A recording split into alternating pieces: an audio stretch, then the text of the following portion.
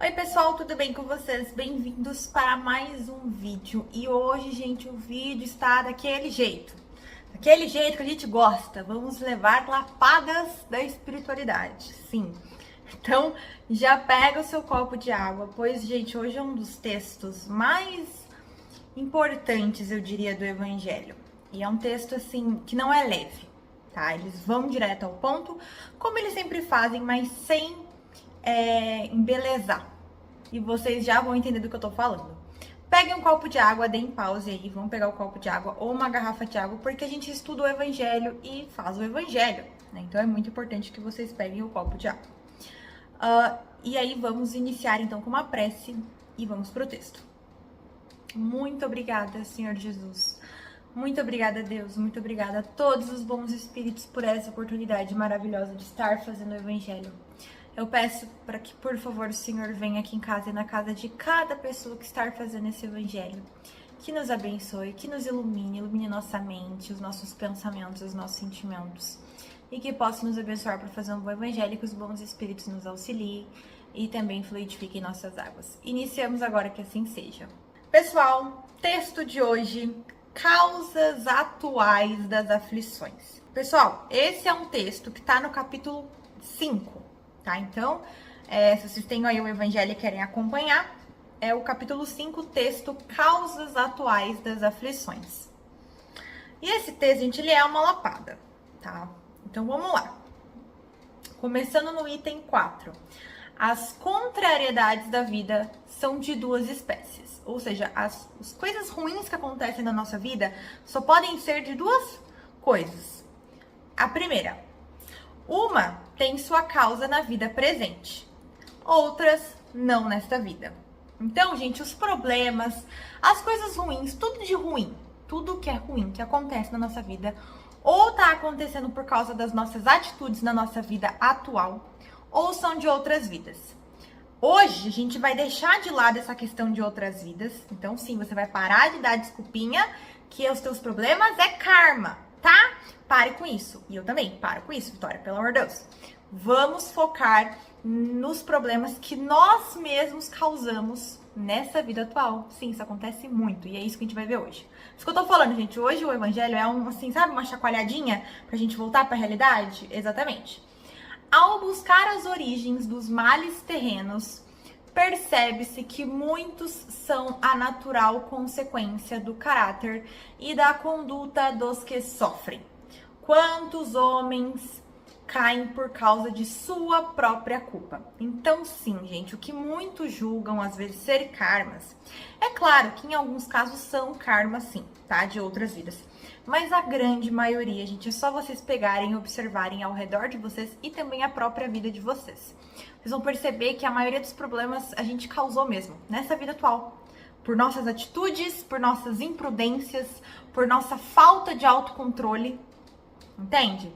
Eu vou dar um exemplo fácil. Uma pessoa, por exemplo, que bebe muito, e aí ela tá num bar e tá bebendo, e aí arruma uma briga com uma pessoa, e aí ela apanha, e a outra pessoa espanca ela. Isso é só um exemplo, tá, gente? Isso não é karma. Vocês entendem? Isso é uma coisa que foi gerada nessa vida atual. O karma é de outras vidas. Isso só é uma reação da ação da pessoa nessa vida. E aí, gente, agora ele dá vários exemplos. Então vamos lá, vou falar algum dos exemplos, tá? Quantas pessoas arruinadas pelas desordem, desânimo, má conduta ou por não se limitarem em seus desejos? Quantas uniões infelizes, frutos do interesse e da vaidade, nas quais o coração não serviu para nada? Quantas doenças e enfermidades resultam da imprudência dos excessos de toda ordem? Quantos pais são infelizes por causa dos filhos, por não combaterem neles, desde crianças, as manifestações de suas má tendências? Por indiferença ou até comodismo. Então, assim, gente, ele dá vários exemplos. Então, por exemplo, uma pessoa que não controla a raiva e aí acaba brigando com várias pessoas, é culpa dela. Uma pessoa que não controla os pensamentos, os desejos, e aí comete adultério ou comete outros tipos de faltas, né? Porque existem vários tipos de desejos. e ela não se controla, se torna uma viciada, por exemplo, isso é tudo culpa nossa, gente. Não é pra culpar karma, não. Nem culpar os outros. Você só pode culpar a si mesmo. E esse texto é isso que fala no texto todo. Então, olha só. Que todos aqueles que são feridos no coração pelas contrariedades e decepções da vida, interroguem friamente suas consciências. Que busquem primeiro a origem dos males que os afligem. E sintam-se, na maioria das vezes, não podem dizer...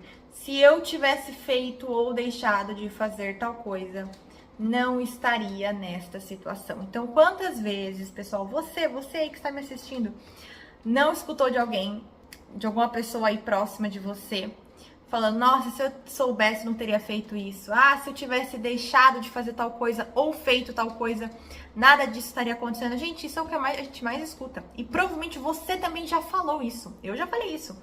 Então, assim... É a questão da gente se interrogar. E agora eu vou dar um exemplo meu, pessoal. Quando eu parei de, nos momentos de desequilíbrio, nos momentos de nervosismo e ansiedade, eu parei de querer tomar uma atitude, porque assim, quando acontecia coisas na minha vida que me deixavam nervosa, ansiosa ou irritada, eu já queria tomar uma atitude. Eu era bem assim, cabeça quente, sabe? Eu já queria resolver. Porque assim, pra mim, eu sigo muito a premissa de que tudo tem solução. Entendeu? Mas não é porque tudo tem solução que na hora que eu souber do problema, eu vou saber a solução certa. Vocês entendem a diferença? Então sim, tudo na vida tem solução e tudo se resolve. Mas não quer dizer que você sabendo do problema, você vai saber a solução imediatamente. Na 99% dos casos, você não vai saber. Porque você vai estar nervoso, ansioso, estressada, com medo, insegura, enfim, o que for. O que acontece é, quando eu falei, eu nunca mais vou tomar uma atitude sem eu estar com a cabeça fria, ou seja, só quando eu estiver me acalmado e pensado com cautela. Gente, meus problemas se reduziram assim, 70%, 80%. Por quê? Porque eu escolhi. E vocês estão entendendo? Que aí é das causas atuais e não é karma. Eu escolhi passar por essa situação de forma calma, de forma para pensar antes de agir. Foi uma escolha. Então é isso que esse texto está pedindo. Consultem a consciência de vocês antes de vocês dos problemas acontecerem aí na vida de vocês. O que vocês fazem para impedir? Vocês controlam os pensamentos? Vocês controlam os sentimentos? Vocês resolvem de forma pacífica? Pessoal. E aí ele continua aqui, ó. A quem culpar, então, por todas essas aflições, senão a si mesmo? Deste modo, o homem é, na maior parte dos casos, o autor de seus próprios infortúnios. Mas, ao invés de reconhecer isso, acha mais conveniente e menos humilhante para a sua vaidade acusar a sorte, a providência, o azar, sua má estrela, quando, na verdade, sua má estrela é a sua negligência. Ai, pessoal, isso é muito verdade. A maioria das pessoas que não conhecem, pelo menos, o espiritismo, ou até algumas que conhecem, porque elas culpam o karma, né? Falam que os problemas da vida é por conta da sorte, do azar, né? De fulano, de ciclano, do lugar que ele nasceu, da onde ele veio, da educação que ele teve, se ele é rico, se ele é pobre. As pessoas colocam qualquer coisa em jogo, ao invés de admitirem que são fracas, que cederam as tentações do mundo terreno. E eu digo tentação aqui, os pensamentos negativos, os sentimentos, os desejos, tudo. Entendeu? Então, assim, gente, não é fácil mesmo. Fácil não é. Senão a gente não estava aqui na Terra. Mas também não é impossível. Entendeu? Porque se chegou aí na tua vida é porque você pode passar. Então, a gente tem que parar de se colocar nessa posiçãozinha de vítima e achar que todo mundo é contra nós, tá? E começar a agir. Começar a se movimentar, começar a fazer o que é certo, tá? E aí, olha só que legal o que ele fala aqui, ó. Deus quer o progresso de todas as suas criaturas. E é por isso que nenhum desvio do caminho reto fica impune. Então, tudo, gente, tudo é visto pela a espiritualidade. Inclusive, ele fala aqui no texto, a justiça da terra, ela pode até punir certas pessoas, certos casos, mas a justiça ela é feita mais por uma questão da sociedade, né, e tudo mais. Por exemplo, a justiça ela não pune quem faz mal a si mesmo. Ou seja, uma pessoa que bebe, fuma, usa droga, às vezes até, né, dependendo do jeito, a pessoa pode ser punida, mas assim, é muito menos. Uma pessoa que tira a própria vida não é punida, entende? Agora, a justiça divina não. A justiça divina vê tudo. Vê os atos que você faz contra si mesmo e os atos que você faz contra o próximo. Então, assim, nada, gente, nada fica impune. Por isso que a gente tem que ser tão cuidadosos, tão cautelosos. Mas vi que é muito difícil. Sim, é difícil mesmo, gente, é uma luta. Eu falo por experiência própria. É todo santo dia você lutando e se esforçando. Mas vale a pena. Vale a pena, vale muito a pena. E aí ele fala que os sofrimentos são consequências. São para ele uma advertência de que agiu mal. Eles lhe dão experiência e fazem com que sinta a diferença entre o bem e o mal. E o alertam para a necessidade de se melhorar, para evitar no futuro o que foi para ele uma fonte de desgostos. Então sim, gente, no final, igual eu falo, não existe sofrimento num universo criado por Deus. Mas nem todo mundo está preparado para essa conversa. Porque o que a gente julga de sofrimento, de dor, de problema, é só uma forma para nos tornar mais forte. Então, para mim, sofrimento não existe. Por mais que, né, a gente sinta essa dor, esse sofrimento, esses problemas.